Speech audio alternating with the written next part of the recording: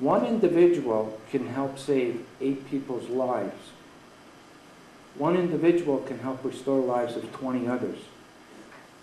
So if you're thinking about becoming an organ donor, you're automatically becoming a hero, because you're not thinking of yourselves and you're thinking of other people. And that is the message that Kristopher is trying to get to every Canadian across Canada. And like your principal said, Terry Fox had a dream too. He wanted every Canadian to donate $1 so that one day we can find a cure for cancer. Kristopher's dream is to one day hopefully have every Canadian become an organ donor, and if that happens, we can save every person that's on the waiting list right now, and there's close to 4,000, and that's got to be worth it. So as we're going from community to community, we're organizing our activities with schools, because we believe that it's the youth that are going to carry this message into the next generation. The youth are going to make the difference, because right now, I'm sad to tell you, Canada has one of the lowest rates in the whole world. And we need to change that.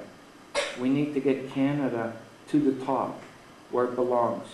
And that's why it's important that we talk to the youth about this. And it's important for the youth to think about this and possibly discuss it with your family. Discuss your wish with your family one day when you're sitting down with them. Talk about this with other friends. We're encouraging the teachers to bring it up in schools as subjects.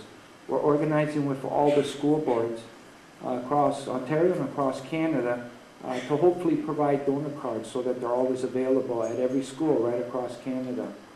So this is a very important issue. Now, just getting back, trying to get the focus back on myself, which I don't mind, but in 1992, I was going for my bi-yearly medical checkup, and I felt good that day. I went, did what I had to do in the doctor's office, and at the end of the visit, he told me I had terminal liver disease, and that I only had 2 years left to live. Well, that's not the best news to come away after a medical checkup. And that's when I found out about the grim realities of organ donations, how low the rate was. And my only hope of surviving was getting a liver transplant. In 1994, I had good news and bad news. Good news was that they did put me on the waiting list for a liver transplant. The bad news was that I only had a few months left to live at that point. In the summer of 95, I was rushed to a hospital. My liver was completely terminated. It failed completely, and I was told I only had 2 days left to live. The next day, I got the call that there was a liver available. That means that a family somewhere in Canada was grieving because they just lost a loved one. But at that moment, they made an unselfish and courageous decision to donate their organs. And as a result, my life was saved, and 5 others. 6 of us are alive because of this one decision. And when I left that hospital, I left a lot of people that were sick, that were still waiting, and I met a lot of people on the list that didn't make it, that passed away, and I heard about this, how many organs were going to waste. And it just didn't make sense that this was happening in Canada.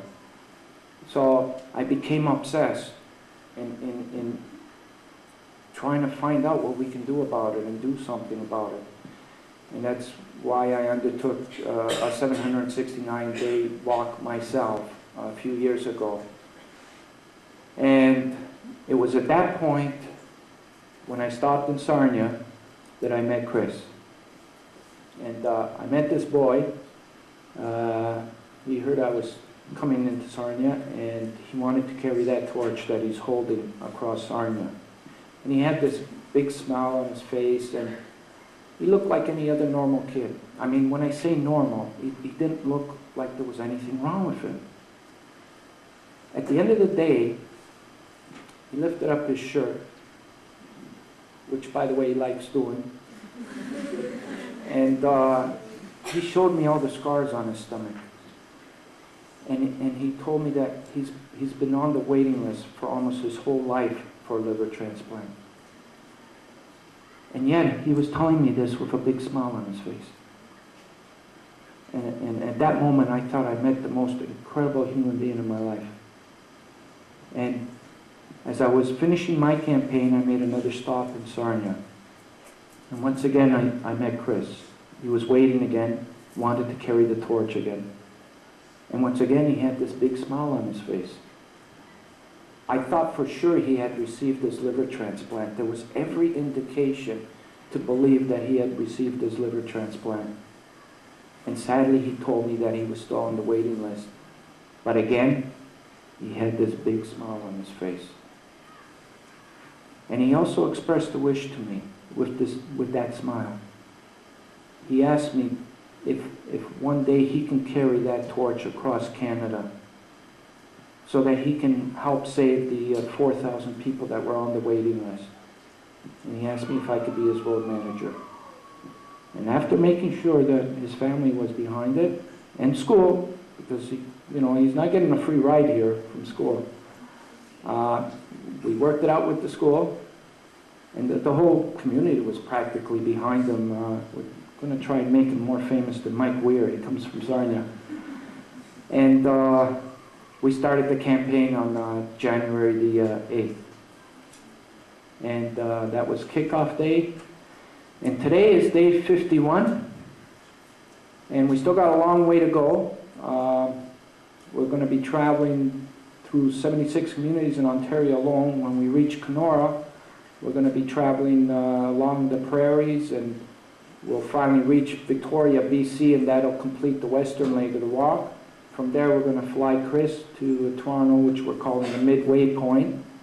And hopefully we can arrange for him to throw a pitch at a Blue Jay game.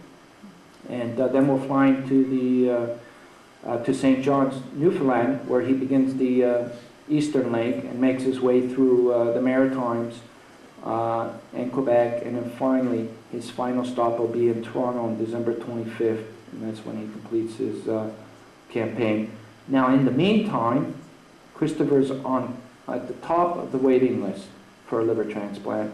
About a month ago, his doctor, during our stop in St. Thomas, announced that as of now, Kris is on top of the waiting list. And we're hoping and praying that his beeper goes off, because he carries a beeper with him. And we're hoping that that's going to go off. And when that does go off, his brother Robert's going to join the campaign, because Kris will be recuperating in the hospital.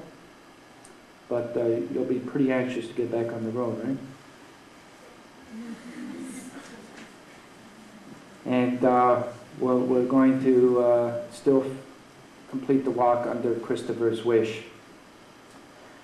I don't know how much more I can say about Kris, but he's inspired the heck out of me and most of the people that he meets, and he doesn't whine most of the time.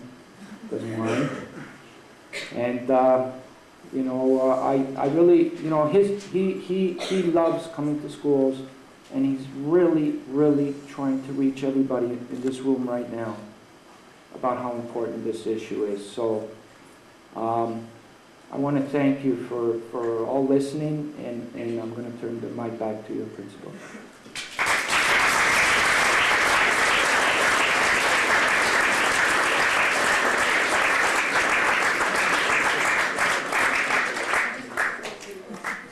Just before we hear from Kris, Constable Smith is here. I know he can't stay the whole time, so if you would like to come up and share a couple of words with our students. It'll be better than that for Constable Smith.